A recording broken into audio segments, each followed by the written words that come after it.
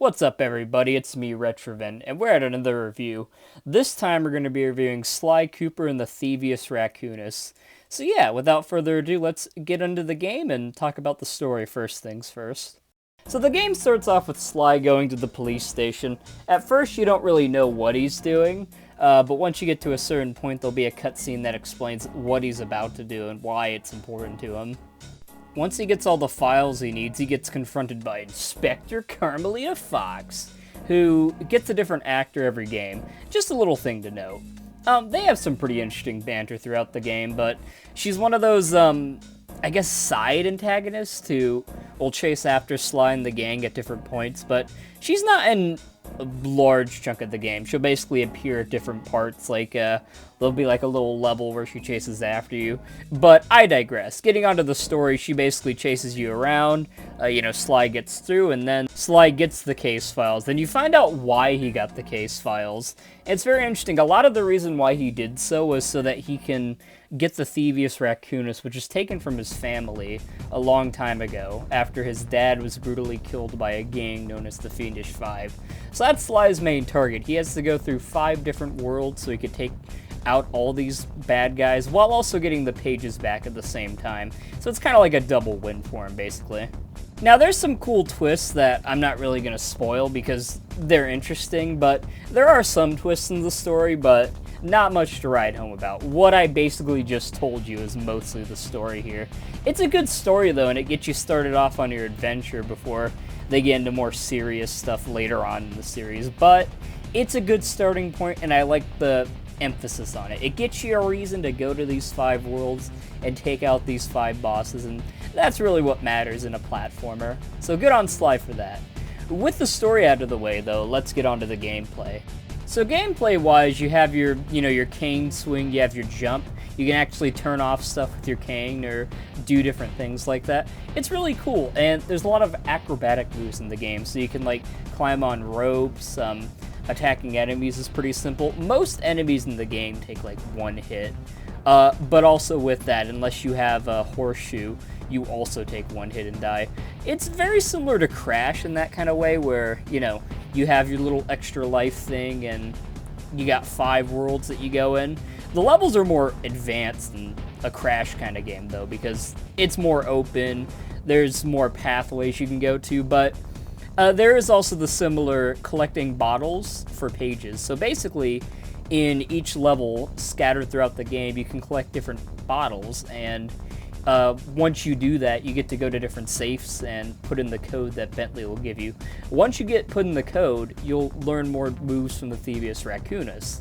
Many of them are pretty useless, to be honest, but they're nifty little things that can help you. Like, there's some that will help you find other clue bottles, for example, or other ones that will just, help you do rolls, which is, again, pretty useless. But there's cool moves like the dive and the slam, which, while they don't affect the main game too much, it can make your time a little easier as well. What's nice about Sly Cooper is that each world has its own little variety of things. Like, there's a variety of enemies in it. Even the coins have, like, a different variety. Like, so for each world, in Mugshot's world, for example, you have a money icon on your coin, which is really cool. It gives a little bit of a difference to each world. There's also a hub in each world. Each one, it's just a hub. You go through it, you can find some enemies, you can find some coins to get, and there'll be portals scattered throughout it, so as long as you're exploring, you'll be able to get it. The only thing to note, though, is that each world also has a set of keys you need to get early on, and once you get those keys, that unlocks the rest of the levels within that world, so it's like half and half. First half, you gotta at least get a certain amount of keys first, and then it lets you go through. The dialogue in this game is mostly good, but Sly kind of sounds weird. Like, it sounds like he's not really into the role too much.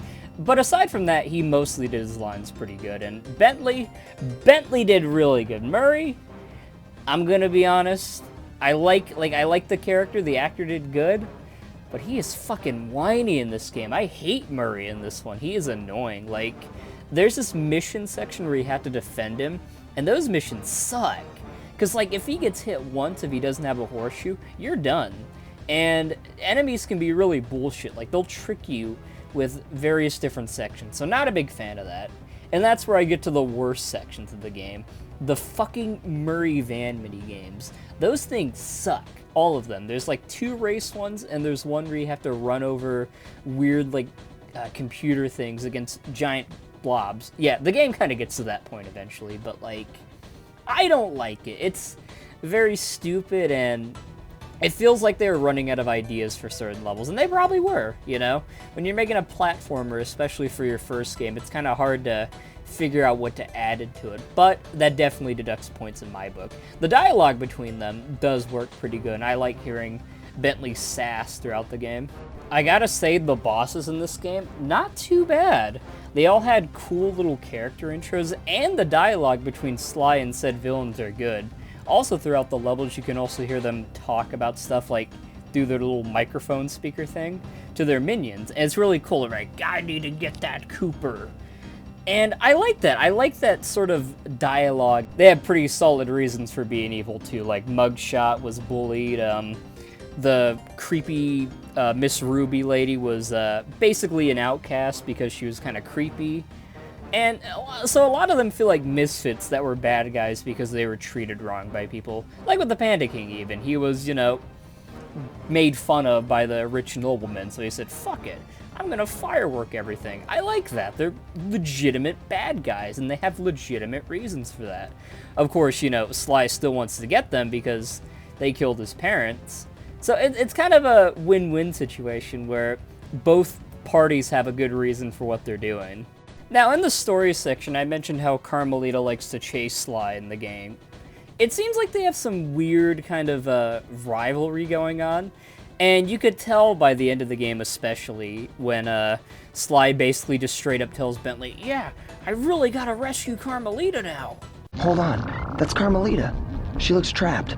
Serves that cop right. She's been dogging us from the start. It's just a misunderstanding. We've got to free her. Are you crazy, Sly? Clockwork probably stuck her there to trap you. But if I don't do anything, Carmelita's doomed. Besides, stealing just won't be any fun without her. Shrimp cocktail! But overall, just to talk about those specific levels, I think those levels are cool. I like running from Carmelita and like her shooting the guns at you because it's basically just a regular level, but with an added twist from Carmelita coming after you with her blaster pistol. There is a Bentley level, but it's kind of shit. It's not like the worst thing, but it's really easy to die, and it just feels like a wasted opportunity because they have one hacking minigame, and that's the only time you ever play as Bentley in the game. So not well utilized, and the mission itself, not so fun. The final level as a whole wasn't all that great either. It had a couple good sections, like there was one level where you got to climb up like a little tower thing, basically, as the lava's rising. I like those kinds of levels. They're tough, but they have a nice little challenge to them. With a lot of the major stuff out of the way, though, I guess we should talk about the music. And let me tell you, the music, pretty solid. I'll let you guys have a listen to a few of them.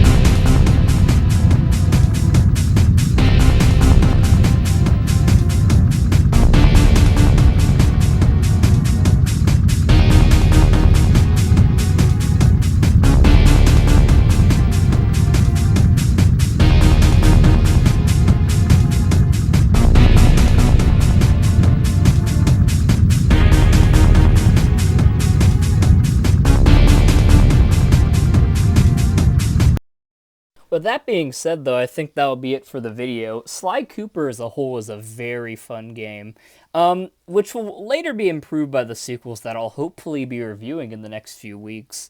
Good game. It has a couple of issues, as all first games have, but overall, it's a pretty solid experience, and I would say it's an advanced version of a Crash Bandicoot kind of game with added sneaking mechanics. Overall, a fun game, and I definitely recommend it to anybody who wants to try a nice little 3D platformer. I will say there are some stuff that are difficult to get through, like the mentioned Murray driving minigames, but overall, it's a good experience, and yeah, you'd have a fun time playing it. Anyways, though, with that being said, that's going to be it for the video. Hopefully you guys have a good one, and I'm out. Peace. You're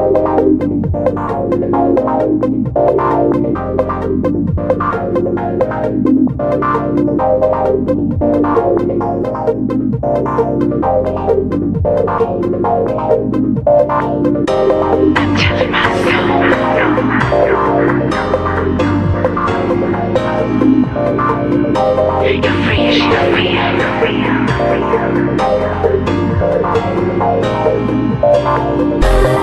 Touch my soul.